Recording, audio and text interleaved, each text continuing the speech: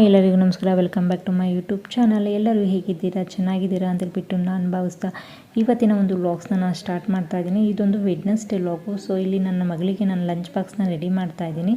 Lunch ಬಾಕ್ಸಿಗೆ ನಾನಿಲ್ಲಿ ಚಪಾತಿ ಮತ್ತು carrot ಪಲ್ಯ ಮಾಡಿದ್ದೆ, ಮತ್ತು ಸ್ನ್ಯಾಕ್ಸಿಗೆ ಮಾವಿನ ಇತ್ತು, ಅದನ್ನೇ ಹಾಕ್ಕೊಟ್ಟೆ. ಮಗಳನ್ನು ಸ್ಕೂಲಿಗೆ ಕಳಿಸಿದ ನಂತರ ನಾನು ಪಾಪು ಇಬ್ಬರು ಕೂಡ ರೆಡಿ ಆಗ್ತಾ ಇದ್ದೀವಿ. ಯಾಕೆಂದರೆ ಇವತ್ತು ಆಚಾರು ಮನೆಗೆ ಹೋಗೋದಿತ್ತು.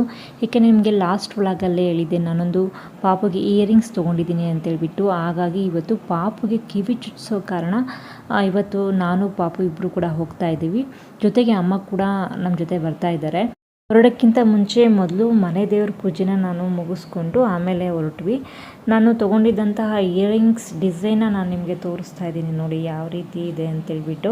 ಒಂದು ಸಿಂಪಲ್ ಆಗಿರುವಂತಹ ಒಂದು ಡಿಸೈನ ನಾನು ತೊಗೊಂಡಿದ್ದೀನಿ.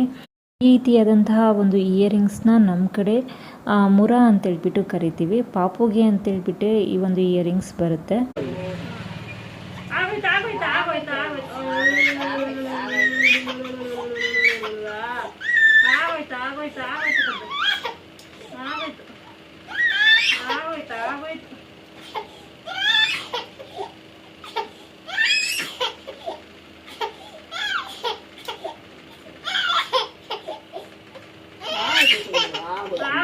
ಆಗೋಯ್ತು ಚಿನ್ನ, ಆಗೋಯ್ತು ಆಗೋಯ್ತು.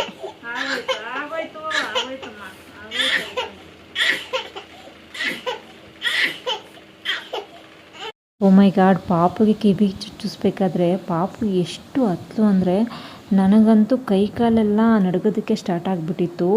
ಅಷ್ಟು ಉಸಿರು ಕಟ್ಟಿ ಅವಳು ಅಳ್ತಾ ಇದ್ಲು. ನನಗಂತೂ ತುಂಬಾ ಭಯ ಸ್ಟಾರ್ಟ್ ಆಗಿ ಹೋಗ್ಬಿಟ್ಟಿತ್ತು. ನನ್ನ ಜೊತೆ ಅಕ್ಕ ಮತ್ತು ಅಮ್ಮ ಇಬ್ಬರು ಕೂಡ ಜೊತೆಗಿದ್ರು. ಮುರ ಅಂತೇಳ್ಬಿಟ್ಟು ಏನು ಕರಿತೀವಿ, ಅದರ ಒಂದು ತುದಿ ತುಂಬಾ ಚೂಪಾಗಿರುತ್ತೆ. ಆ ಒಂದು ಇಯರಿಂಗ್ಸಿಂದನೇ ಪಾಪುಗೆ ಕಿವಿನ ಚುಚ್ಚಿಬಿಟ್ಟು ಮತ್ತು ಅದನ್ನು ಕಿವಿ ಹಿಂದೆ ಅದನ್ನು ನೀಟಾಗಿ ಅದನ್ನು ಸುತ್ತುತ್ತಾರೆ. ಯಾವುದೇ ಒಂದು ಮಗುವಿಗೂ ಕೂಡ ಅಷ್ಟೇ, ಕಿವಿ ಚುಚ್ಚಿಸ್ಬೇಕಾದ್ರೆ ಆ ಮಗುವಿಗೆ ಆಗುವಂತಹ ನೋವಿದೆಯಲ್ಲ, ಅದಕ್ಕಿಂತ 10 ಪಟ್ಟು ಜಾಸ್ತಿ ನೋವು ಆಕೆ ಒಂದು ತಾಯಿಗೆ ಆಗಿರುತ್ತೆ. ಕಿವಿ ಚುಚ್ಚಿಸಿದ ಅರ್ಧ ಗಂಟೆ ಆದ ನಂತರ ಪಾಪು ಕೂಡ ಸಮಾಧಾನ ಆದಳು. ಇಲ್ಲಿಂದ ನನ್ನ ತಂಗಿ ಮನೆ ತುಂಬಾ ಹತ್ರ ಇತ್ತು. ಸೊ ಹಾಗೆ ವಿಸಿಟ್ ಆಗಿಬಿಟ್ಟು ಬರೋಣ ಅಂತೇಳ್ಬಿಟ್ಟು ನಾವು ಆಟೋದಲ್ಲಿ ಹೊರಟ್ವಿ. ಜೊತೆಗೆ ಅಕ್ಕ ಮತ್ತು ಅಮ್ಮನೂ ಕೂಡ ಬರ್ತೀವಿ ಅಂದರು. ಹಾಗಾಗಿ ಎಲ್ಲರೂ ಕೂಡ ನಾವು ತಂಗಿ ಮನೆ ಹತ್ರ ಹೋದ್ವಿ. ಮೊದಲು ಹೋಗಿದ್ದು ಅಂಗಡಿ ಹತ್ರ. ಪಾಪು ಸಮಾಧಾನ ಆಗಿದ್ದಾಳೆ ಅಂತೇಳ್ಬಿಟ್ಟು ಅಂದ್ಕೊಂಡ್ರು ಕೂಡ ಯಾರು ಮಾತಾಡ್ಸಿದ್ರು ಕೂಡ ಅವಳು ಸರಿಯಾಗಿ ರಿಯಾಕ್ಟ್ ಮಾಡ್ತಾನೆ ಇರಲಿಲ್ಲ. ತುಂಬ ಡಲ್ ಅಂದರೆ ಡಲ್ ಆಗಿದ್ಲು. ಇವನು ನಮ್ಮ ಪಿಂಟು ಅಂತೇಳ್ಬಿಟ್ಟು. ಆ್ಯಕ್ಚುಲಿ ಇವನನ್ನು ಕಟ್ಟಾಕೋದಿಲ್ಲ. ನನ್ನ ತಂಗಿ ಮನೆಯಲ್ಲಿ ಅಂಗಡಿ ಮತ್ತು ಮನೆ ಅಂತೇಳ್ಬಿಟ್ಟು ಓಡಾಡ್ಕೊಂಡಿರ್ತಾನೆ.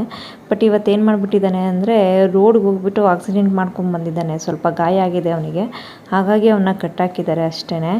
ಒಟ್ಟಿನಲ್ಲಿ ನಮ್ಮ ಪಿಂಟು ಜಸ್ಟ್ ಮಿಸ್ ಅಷ್ಟೇ. ನಾವಿಲ್ಲಿ ಊಟ ಎಲ್ಲ ಮುಗಿಸ್ಕೊಂಡು ಮನೆ ಹತ್ರ ಹೋದ್ವಿ.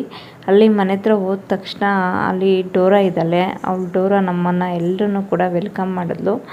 ನೋಡಿ ಯಾವ ರೀತಿ ವೆಲ್ಕಮ್ ಮಾಡ್ತಾ ಇದ್ದಾಳೆ ಅಂತೇಳ್ಬಿಟ್ಟು. ಡೋರಾ ಜಂಪ್ ಮಾಡಿದ್ದು ನೋಡಿ ನಾನು ಸ್ವಲ್ಪ ಹೆದರ್ಕೊಂಡ್ಬಿಟ್ಟೆ. ಏಕೆಂದರೆ ತುಂಬ ದಿನಗಳೇ ಆಗೋಗಿತ್ತು ಮನೆಗೆ ಬಂದು.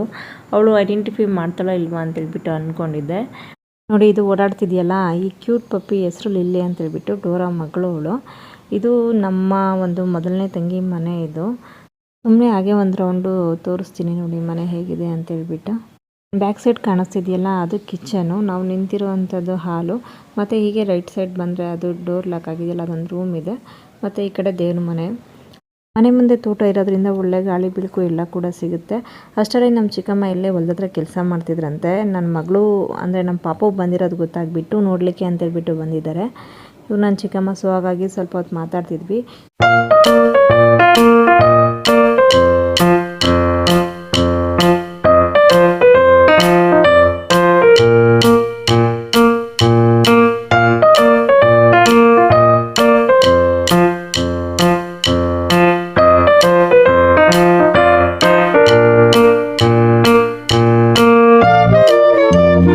ಈ ಸಿಕ್ಕಾಪಟ್ಟೆ ತೀಟ್ಲೆನ ಮಾಡ್ತಾಯಿದ್ಲು. ಟೈಮು ಹೇಗೋಯ್ತು ಅನ್ನೋದೇ ನಮಗೆ ಗೊತ್ತಾಗಲಿಲ್ಲ. ಸಂಜೆ ಆಗಿಬಿಟ್ಟಿತ್ತು. ಸೊ ಹಾಗಾಗಿ ನಾವು ನಮ್ಮ ತಂಗಿ ಮನೆಯಿಂದ ಮನೆಗೆ ಹೊರಟ್ವಿ. ಅಲ್ಲಿ ಅವ್ರ ಅಕ್ಕನ ಜೊತೆ ನೋಡಿ ಯಾವ ರೀತಿ ಆರಾಮಾಗಿ ಆಟ ಆಡ್ಕೊಂಡಿದ್ದಾಳೆ. ಸೊ ನನಗೂ ಸ್ವಲ್ಪ ಸಮಾಧಾನ ಅನ್ನಿಸ್ತು, ಹ್ಯಾಪಿಯಾಗಿದ್ಲು ನನ್ನ ಮಗಳು ಕೂಡ. ಇವತ್ತಿಗೆ ಈ ಒಂದು ವ್ಲಾಗ್ಸನ್ನು ನಾನು ಕಂಪ್ಲೀಟ್ ಮಾಡ್ತಾಯಿದ್ದೀನಿ. ನಿಮಗೆ ಈ ಒಂದು ವಿಡಿಯೋ ಇಷ್ಟದಲ್ಲಿ ದಯವಿಟ್ಟು ಲೈಕ್ ಮಾಡಿ, ಶೇರ್ ಮಾಡಿ ಹಾಗೂ ಸಬ್ಸ್ಕ್ರೈಬ್ ಆಗೋದನ್ನು ಮರಿಬೇಡಿ. ದಯವಿಟ್ಟು ಸಪೋರ್ಟ್ ಮಾಡಿ. Thank you all. Thank you for watching.